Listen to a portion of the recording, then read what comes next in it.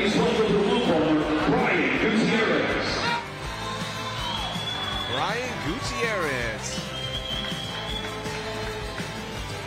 0-1 record. Has really good striking. Watch out for that. Look, excuse me, a debut here. We have a little, no, he is 0-1. Yeah, he made his debut. He does have tremendously dynamic and explosive striking, especially for the weight class. And his debut opponent knew that, really tried to exploit the grappling early on. But man, the matchmakers really did a number for this one as they found him a striker as well. So this should be a very, very fun fight.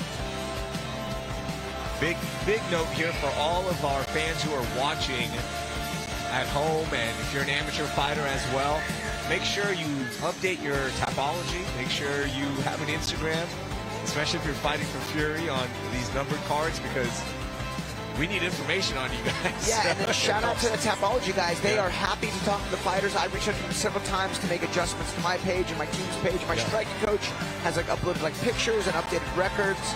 Yeah, the Tapology guys are huge MMA fans. They do a great job in the sport in terms of, record keeping and just information. And yeah, that's a very important part of the game, especially if you're looking to get signed by a decent promotion. Yeah, it's huge. Helps us tell your story as well.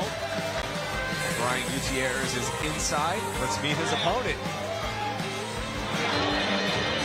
Please welcome Tyson Nichols to the ring. Tyson Nichols has a huge following here for his debut, hometown of Baytown, Texas. Training at Duke's MMA. Comes from a boxing background. And he sold some tickets. He started as a boxing kid, as he called himself. He met Mike Tyson. He feels like he's a future champion, and he's taken that first step. Yeah, another rarity, and I wasn't very familiar with Duke's MMA. Did some research, and yeah, Tyson Nichols, man, he's got some hands on him, and he's fighting a Muay Thai guy. Man, I do not really expect this fight to go to the ground unless somebody gets dropped. I mean, this is a super, strong potential fight of the night for these amateurs to be a fun one. Yeah, and the boxer versus the kickboxer, Alex, the key to this is going to be distance. It's going to be if Tyson can get that distance, he can get it close, and he can box in there. I like his chances of winning, and same goes for Brian Gutierrez. If he can keep that distance, use those kicks, I think he may come out on top here. Both fighters are inside. Let's get our introductions. Ladies and gentlemen, the following contest brought to you by Space City Collective is scheduled for 3 rounds in the Fury Amateur Series Flyweight Division. Introducing to you first, fighting out of the blue club. This freestyle fighter is 5 feet 6 inches tall. He weighs in at 125.6 pounds. Fighting out of Sugar Land, Texas, by way of Whitby, California. Today, he makes his amateur debut. Here is the entire Negro, Brian Gutierrez. And introduces his opponent across the cage, fighting out of the red corner. This mixed martial artist is 5 inches tall, weighing officially at 125.4 pounds. Fighting out of Baytown, Texas. Today, he too makes his amateur debut. Here is Tyson Nichols. Remembering in charge, Nick the Ghost Gonzalez. Nick Gonzalez, the Ghost. Second assignment. Muay Thai style fighter in Gutierrez.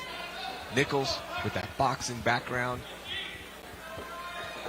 Oh, nice in the left hook there from Nichols. Strong kicking arsenal early from Gutierrez. Oh. So in Gutierrez's amateur debut, he actually got a knockdown, but it was with his boxing. Good counter right there. Oh, big right hand by Tyson.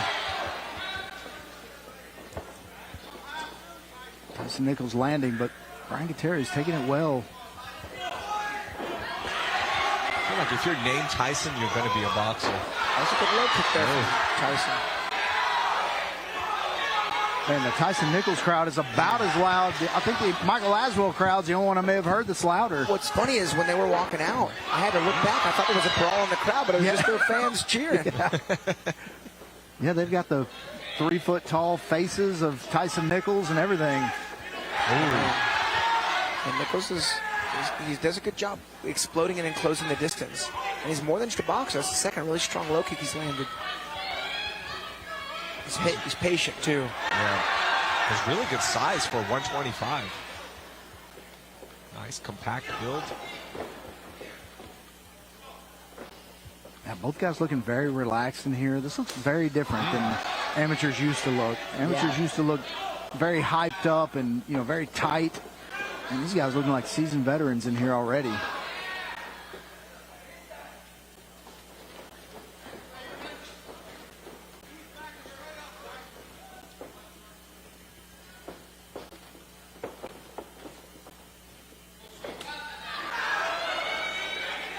Good kick there from Nichols. 1 minute left, first round.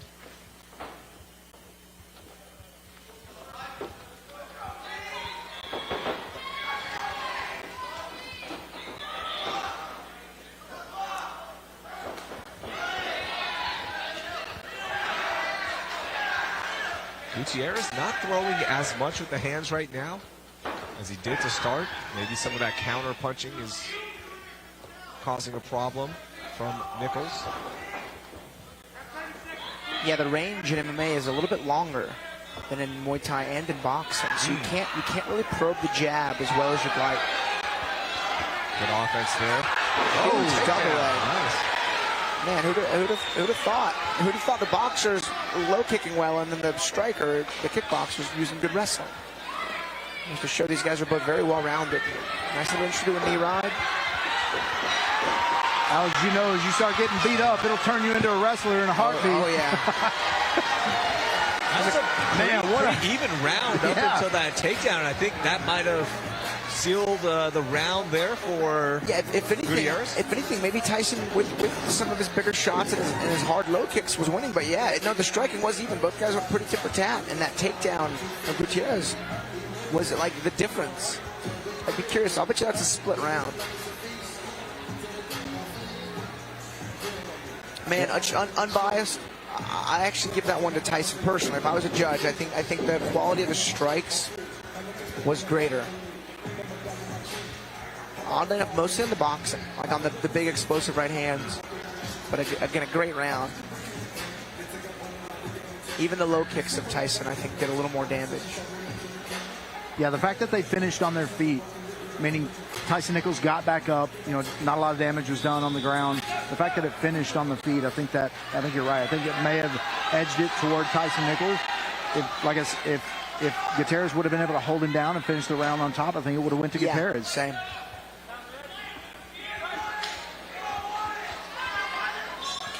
Oh, that was awesome. Nice spinning back kick to open up round 2 there from Gutierrez. And you can always tell whenever they land because it changes your posture just a little bit. You're a little more hunched over. Oh. Man, these guys are cracking. Yeah, that was, oddly enough, one of the few jabs in the fight. Nice. Gutierrez is mixed. Oh. I think that was more of a slip, but landed nevertheless for Tyson Nichols.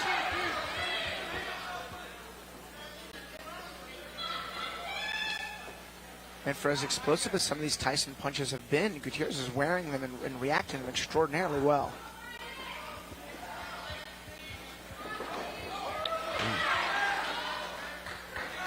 Man, Nichols is coming with some power. Gutierrez doing a little bit better understanding the range now. He's kind of backed out of a couple of low kicks. He's pressuring more. That's a big difference.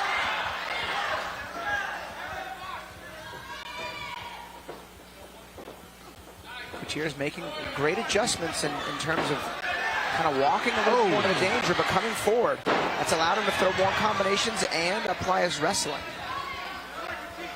Good for the youngster and Gutierrez in making those adaptations. That's what makes a really good champion, my coach said, is being able to make those in-fight adjustments. Halfway through the round.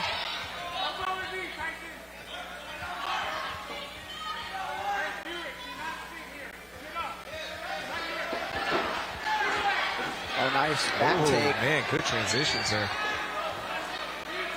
Yeah, we're going to see what kind of ground game Tyson Nichols has here. That body lock, it's going to be a minute left in the round. It's going to be extremely hard to get out of that. He's got to fight the hands. The angle and placement is not the best for that choke, but still, there's a wear on you. Yeah, you do have to pay attention to that. You have to get in an unchokeable position, and then you can use your hands to unlock the feet. You may take a couple of those little pop shots, but, you know, they're not devastating from the back. Nichols doing a good job of taking away any choking angles right now. Hand is also tied up. Good hand play. See if something can sneak in here with 20 seconds. And this is worse. He's got to be careful.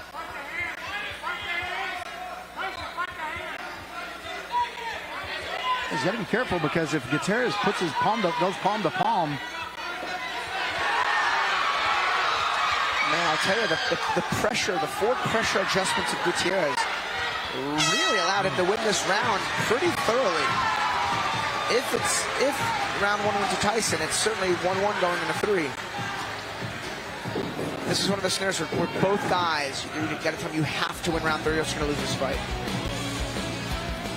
But if anything, Gutierrez has just the certainty of 2. Wouldn't be surprised if Gutierrez takes this to the ground. I mean, yeah, absolutely. There really wasn't much defense there from Nichols on either of those shots. Yeah, I tell you, it wasn't as much like the wrestling implementation. It was him coming forward. I like to throw more combinations. It made Tyson start to back up more, so he wasn't being as explosive on his entries. I mean, coming forward is always such a great solution, but you have to walk towards danger. Like that's why some guys are like, hey, they're often apprehensive to do it, but Gutierrez is demonstrating beautifully why that is such a valuable trait in changing dynamics of fights. Here we go, round 3. Both fighters, just as we expect from 125ers, looking very fresh going in here into the 3rd round.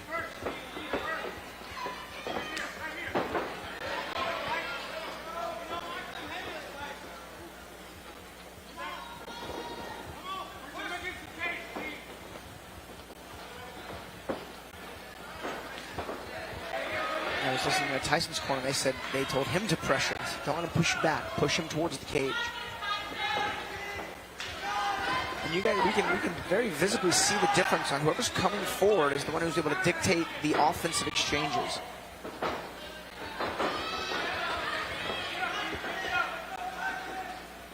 Yeah, it is nearly impossible to take somebody down if you're moving backwards.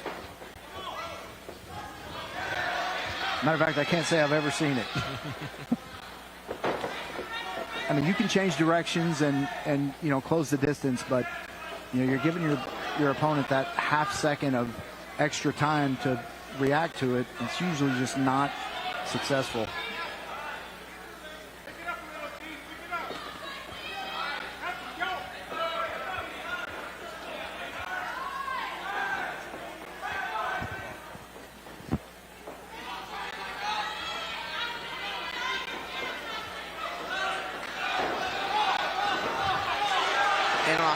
Gutierrez, decent sprawl, but he's got to get that left arm in a better spot. And Tyson actually got that left hand in the right spot, but a little too late.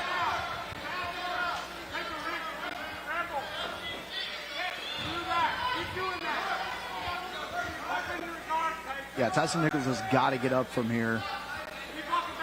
Don't know what his jiu-jitsu background is or what kind of submission game he has from the bottom, but big knee on the stand-up there. Yeah, the ref warned him to make sure it wasn't reinforced. I don't think it was. I think it was just framing with his forearm on the side of the neck. I tell you, Tyson's doing a good job to try to get some of that scoring back in the mix. And on another high C. Oh. Chain wrestles to a body lock and into a nice trip. Yeah. Really, really good awareness here from Gutierrez as he negates that half-guard recovery by stepping over to side control. Definitely something that Tyson Nichols can work on in his young career. First fight for him, of course. He's got to be careful. Gutierrez will sit back on that arm if he reaches up. Yeah, the Kimura options, far side armbar options. Gutierrez opts for nothing. He's got a Darce choke. He's got a Darce choke fully locked. And go Tony Ferguson style. Do it from guard. Man, Gutierrez needs to pull that left elbow down towards his own hip. Man, what an interesting fight.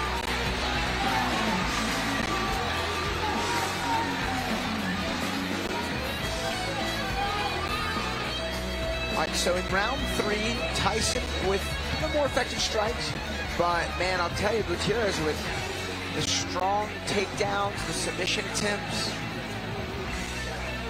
I guess we'll see what kind of standard the judges are setting for tonight's kind of judging style, because it's not uncommon. Some judges favor, like effort and damage for strikes. Some favor top control time with submission, attempt action. Both guys trying to finish in very different rights. And that last takedown, I think Gutierrez may have saved himself from losing that round, because it looked like Tyson Nichols was turning up the striking and starting to land. And then that last takedown, the fact that it ended, like we talked about in the first round, the last round ended with him in a submission, Gutierrez with a submission attempt, and basically in control on kind of neutral position, but with a Darce locked up. Yeah, very, very, very close. See Wayne there getting the judges' scorecards. Everything finalized here. He's going to head inside here in just a second. Still have 6 more amateur fights for you. Then we've got 6 pro fights on the undercard. And then we head to UFC Fight Pass. But first, let's see how the judges scored this one. Here's Wayne. Ladies and gentlemen, after 3 rounds of combat, we go to the judges' scorecards for your decision. Brought to you by Space City Collective. Judge Eva Beltran scores the fight 29-28 Gutierrez. Judge Ramsey Ishak scored the fight 29-28 Nichols. And Judge Ryan Thompson scored the fight 29-28, declaring your winner by split decision, El Gallo Negro, Brian Gutierrez. An excellent fight. Both fighters left it in the cage. That was a blast. Can't wait to see both of them back in.